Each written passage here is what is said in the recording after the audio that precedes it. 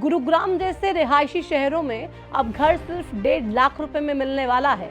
बस शर्त यह है कि आप हरियाणा के रहने वाले होने चाहिए।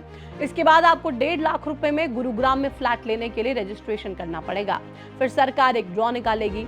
अगर इस ड्रॉ में आपका नाम आ गया तो गुरुग्राम जैसे महंगे शहर में एक फ्लैट आपका भी होगा, वो भी महज 1.5 लाख रुपए में। अब आपके भी मन में ये सवाल उठ रहा होगा कि इस फ्लैट के लिए आवेदन कैसे करना होगा, कहाँ करना होगा और कब करना होगा, और क्या ये वास्तव में पॉसिबल है या नहीं। आज की इस वीडियो में हम आपको इन्हीं सब सवालों के जवाब देंगे और बताएंगे कि आखिर गुरुग्राम जैसे महंगे शहर में महज 1.5 लाख रुपए में फ्लैट कैसे मिल रहा है और क्यों दिया जा रहा है। नमस्कार, आपके साथ मैं हूँ प्रतिमा दत्ता। पिछले साल जिस गुरुग्राम में एक फ्लैट 190 करोड़ रुपए में बिका था, उसी गुरुग्राम में हरियाणा सरकार अब महज 1.5 लाख रुपए में फ्लैट दे रही है। यकीन कर पाना शायद थोड़ा मुश्किल है, लेकिन ये सच है। और सरकार की ओर से इतने सस्ते फ्लैट सिर्फ गुरुग्राम में नहीं बल्कि हरियाणा के बाकी शहरों में भी दिए जाएंगे। इसके लिए बाकायदा पहले से ही सरकार कॉलोनियों में 20% प्लॉट और 15% मकान रिजर्व कर लेगी, ताकि सस्ते दामों में लोगों को अच्छे घर और प्लॉट उपलब्ध करवाए जा सकें। हालांकि सरकार की ओर से सस्ते दामों में ये प्लॉट या फिर घर सिर्फ इकोनॉमिकली वीकर सेक्शन यानी कि EWS के लोगों को ही दिए जाएंगे।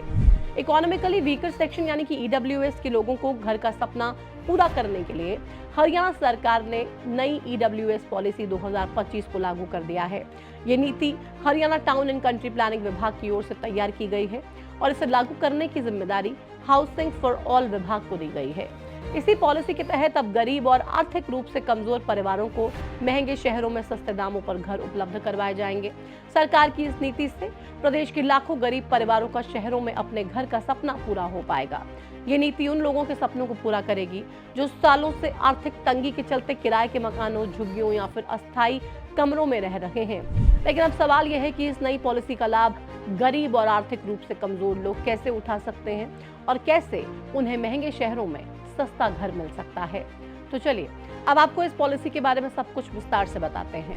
हरियाणा सरकार की नई EWS पॉलिसी 2025 के तहत अब हर लाइसेंस प्राप्त कॉलोनी में 20% प्लॉट और हर ग्रुप हाउसिंग सोसाइटी में 15% फ्लैट आर्थिक रूप से कमजोर वर्ग यानी कि EWS के लिए अनिवार्य रूप से सुरक्षित रखे जाएंगे।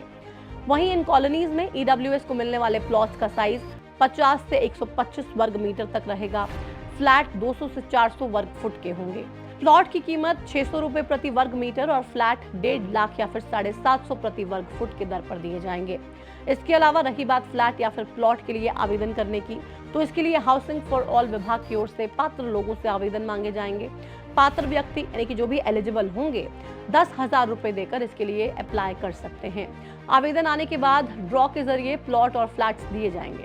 वहीं जिन लोगों ने आवेदन किया लेकिन उनका नाम ड्रॉ में नहीं निकला, तो उन्हें आवेदन के 10,000 रुपए 2 महीने के अंदर बिना ब्याज के लौटा दिए जाएंगे।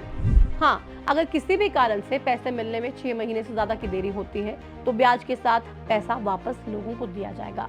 तो इस तरह से हरियाणा सरकार गरीब और आर्थिक लोगों के घर का सपना पूरा करने जा रही है।